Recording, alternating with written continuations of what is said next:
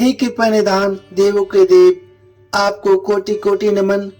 प्यारे दर्शकों, आज हम इस वीडियो में आपको बताएंगे कि शिवरात्रि, जो कि मासिक शिवरात्रि, प्रत्येक माह में भक्त इसका व्रत का पालन करते हैं, तो उसका उद्यापन कब करना चाहिए, कितनी व्रत रखनी चाहिए, कितना समय बाद आपको व्रत करना चाहिए, क्या क्या सामग्री, क्या क्या उचित चीजें जो प्रयोग में होंगी, वह सब हम आपको बताएंगे।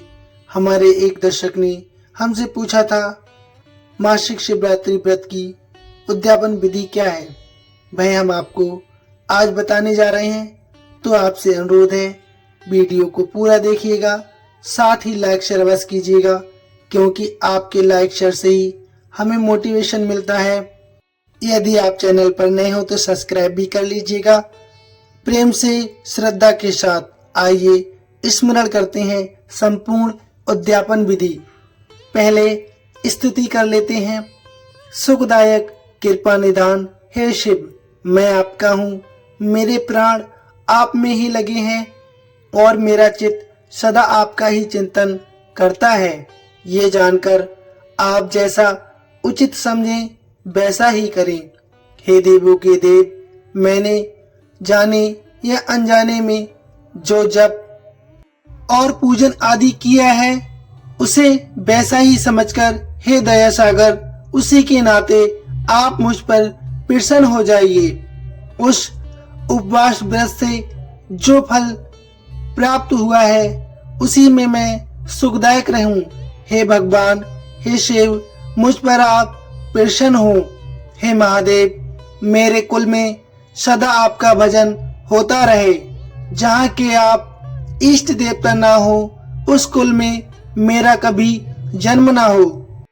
आइए अब अध्यापन विधि की ओर बढ़ते हैं। सूत जी महाराज से ऋषिगण पूछते हैं, हे सूत जी महाराज, आप हमें शिवरात्रि व्रत के उद्यापन की विधि बताइए, जिसका अनुष्ठान करने से साक्षात भगवान शिव के निश्चय ही दर्शन होंगे और वह हम पर अति प्रसन्न होते हैं। सूत जी महाराज कहते हैं, हे ऋषिगण, तुम लोग भक्ति भाव से आदर पूर्वक शिवरात्रि के उद्यापन की विधि सुनो, जिसका अनुष्ठान करने से वह व्रत अवश्य ही पूर्ण फल देने वाला होता है। लगातार 14 वर्षों तक शिवरात्रि के शुभ व्रत का पालन करना चाहिए। त्रयोदशी तो एक समय भोजन करके चतुर्दशी तिथि को पूरा उपवास करना चाहिए। शिवरात्रि के दिन नित्य कर्म संपन्न करके शिवालय में जाकर विधि पूर्वक शिव का पूजन करना चाहिए। उसके पश्चात यत्न पूर्वक एक दिव्य मंडल बनवाएं, जो तीनों लोकों में गौरी तिलक नाम से प्रसिद्ध है। उसके मध्य भाग में लिंग तो भद्र मंडल की रचना करें, अथवा मंडल के भीतर सर्वतो भद्र मंडल का निर्माण करें। वहां प्रजापात नामक कलशों की स्थापना करनी चाहिए। वे शुभ कलश वस्त्र, फल और दक्षिणा के साथ होने चाहिए। उन सबको मंडल के पार्श्व भाग में यत्न पूर्वक स्थापित करें। मंडल के मध्य भाग में एक सोने अथवा दूसरी धातु, तांबे आदि का बना हुआ कलश स्थापित करें। व्यक्ति पुरुष या स्त्री उस कलश पर पार्वती सहित शिव की स्वर्णमयी प्रतिमा बनाकर रखें। वह प्रतिमा 1 तोले अथवा आधे तोले सोने की होनी चाहिए, या जैसी आपकी शक्ति हो उसके अनुसार प्रतिमा बनवा लें। वाम भाग में पर्वत और दक्षिणी भाग में शिव की प्रतिमा स्थापित करके रात्रि में उनका पूजन करें। आलस्य छोड़कर पूजन का काम करना चाहिए। उस कार्य में 4 ऋषिगण के साथ एक पवित्र आचार्य का वरण करें और उन सब की आज्ञा लेकर भक्ति पूर्वक शिव की पूजा करें। रात को प्रत्येक प्रहर में पृथक पृथक पूजा करते हुए जागरण करें। व्यक्ति पुरुष भगवत संबंधी कीर्तन, गीत एवं नृत्य आदि के द्वारा सारी रात बिताए। इस प्रकार विधि पूर्वक पूजन पूर्वक भगवान शिव को संतुष्ट करके प्रातःकाल पुनः पूजन करने के बाद सविधि हवन करें। फिर यथाशक्ति प्रजापात विधान करें। फिर ब्राह्मणों को भक्ति पूर्वक भोजन करवाएं और यथाशक्ति उन्हें दान दक्षिणा प्रदान करें। इसके बाद वस्त्र अलंकार तथा आभूषणों द्वारा पत्नी सहित ऋषिगणों को अलंकृत करके उन्हें विधि पूर्वक पृथक पृथक दान दें। फिर आवश्यक सामग्रियों से युक्त बछड़े सहित गौ का आचार्यों को ये कहकर विधि पूर्वक दान दें कि इस दान से भगवान शिव मुझ पर प्रसन्न हो जाए।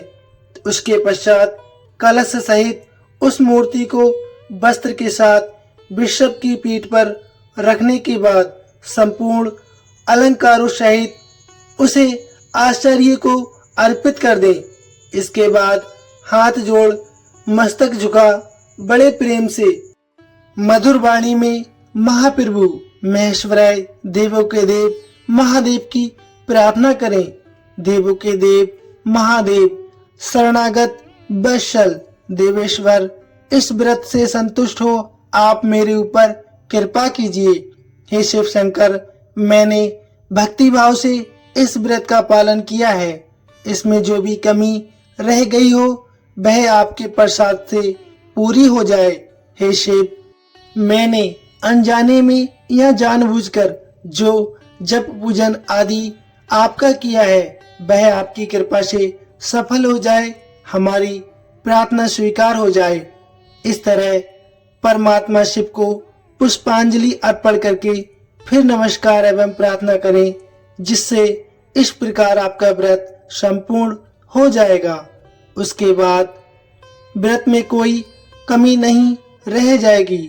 उसके पश्चात आपको मनोवांछित फल प्राप्ति की सिद्धि प्राप्त हो जाएगी।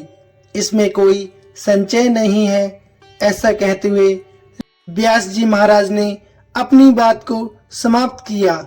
आइए प्यारे दर्शकों, अब आपको हम संक्षिप्त में बता देते हैं संपूर्ण विधि। सबसे पहले मंडल बनाना। चावल, मूंग और उड़द की दाल से लिंग तो भद्र मंडल बनवाएं। नंबर 2, कलश स्थापना।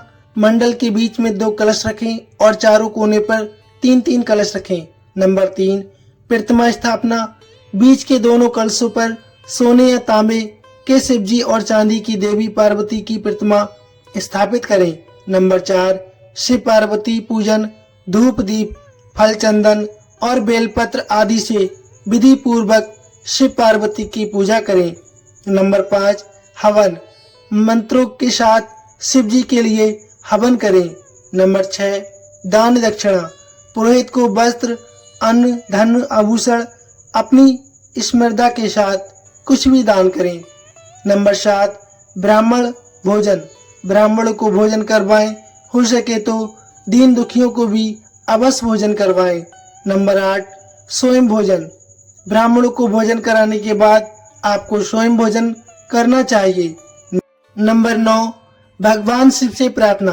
भगवान शिव से हाथ जोड़कर प्रार्थना विनम्रता पूर्वक आपको करनी चाहिए।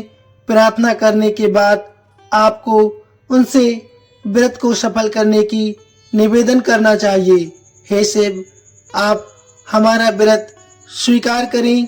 हमारी द्वारा की गई उद्यापन पूजा को स्वीकार करें।